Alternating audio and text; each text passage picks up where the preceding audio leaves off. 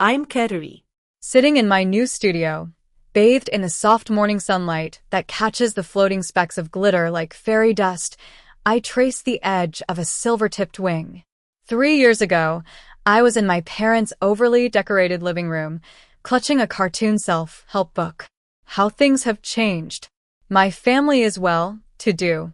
My father, Henry, is a strict and traditional businessman who values order and success in the corporate world. My mother, Victoria, is a socialite who loves to maintain an image of perfection in every aspect of life, from the holiday decorations to the achievements of her daughters. My older sister, Olivia, is ambitious and driven by her career, often using family connections to climb the social and professional ladder. It was Christmas, and the living room was filled with the sound of Bing Crosby's music, just as my mother insisted every year. The artificial tree stood precisely where she wanted it, and the room sparkled with expensive ornaments. Olivia waved a thick envelope, squealing that she'd gotten a first-class ticket to Tokyo for a career-building networking event worth $4,000. My mother beamed and said she deserved it after all her hard work. I looked down at the small package in my lap, wrapped in the same silver paper as Olivia's. When I opened it, there was a book titled Adulting 101, a guide for late starters. My mother said it might help me get serious about life, and Olivia laughed, saying it was just what I needed to find a real career. Memories flooded back. Over the past 3 years, Olivia had borrowed a total of $10,000 from me. She'd promised to pay it back each time, saying it was just a temporary thing. There were also the countless weekends I'd spent babysitting her daughter, Lily, while Olivia went to business events and wine tastings. She'd call me in the middle of the night for emergency babysitting, never offering payment or real thanks. I'd worked 2 jobs to get my teaching degree, while Olivia received financial support from our parents. My mother once told me at dinner that my preschool teaching job was cute, but that I needed to find a real job with a future. That Christmas, as I watched the fire catch the crystal ornaments and throw rainbows across the burgundy walls, something inside me shifted. I decided it was the last Christmas I'd be treated this way. 2 days later, at home, I started preparing my counter-attack. I found my grandmother's old account book and added the word enough after listing all the money I'd lent Olivia. My phone buzzed with messages from Lily. She asked why her mom said she was at a work dinner when she saw her mom wearing a pretty dress to meet a man named Ethan. The family group chat also came alive. Olivia called for an urgent family dinner and asked for $3,000 for her son's tuition. Before I could respond, my friend, Maya, called and told me to meet her at a coffee shop. At the coffee shop, Maya shared her husband's story of breaking free from a toxic family. Just then, my landlord, Mrs.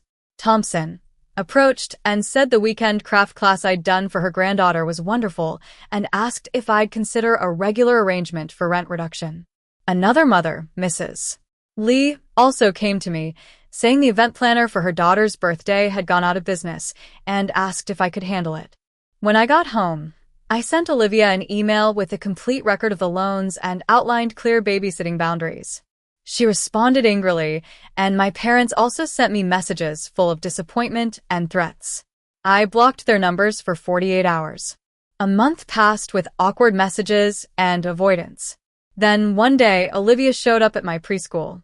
She said my behavior had to stop and that my parents were worried about me. She even said my mother had called my principal and my father had talked to Mrs. Thompson about my suspicious activities. I calmly told her I had a business license and Mrs. Thompson had helped me file the paperwork. I also showed her my excellent references from teaching. Just then, some mothers came up and booked their children's parties with me, praising my fairy workshops. Olivia was furious and left, sending me another angry text. That evening, I transformed the basement into my first real workshop with the help of Robert, a colleague. Maya brought pizza and marketing expertise.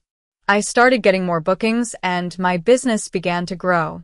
When Lily's birthday was approaching, I prepared a magical party. Olivia was initially angry about me planning it without asking, but when she saw the party, she was amazed. She posted positive comments on social media and even asked if I'd be involved in the PDA's spring carnival. My mother then sent an email inviting me to Sunday dinner to discuss family business opportunities. I was cautious, but decided to go. At the dinner, there were several surprise guests, including a couple who ran an event planning company. Olivia announced that she'd told them about my fairy parties, and they wanted me to handle a charity event. They also proposed a business partnership where they'd take a large share of the ownership. I calmly presented my portfolio, showing the record of Olivia's loans, the documented hours of babysitting, and my current business financials. I told them I was already properly licensed and insured and had excellent references. I also stated my terms for future family relationships, including no more financial entanglements, scheduled time with Lily, public acknowledgement of my career, and respect for my choices. Olivia finally admitted that she was jealous because Lily liked me more. I softened my voice and told her Lily loved her, but just wished she'd show up more. My father got angry, saying they were trying to help me build something respectable, but I stood my ground. I placed the house key my mother had given me when I was younger on the table and left. 3 years later, my business has flourished. I have a team of assistants and my studio is filled with bookings. Lily still asks me to her school events, and Olivia now accepts my boundaries.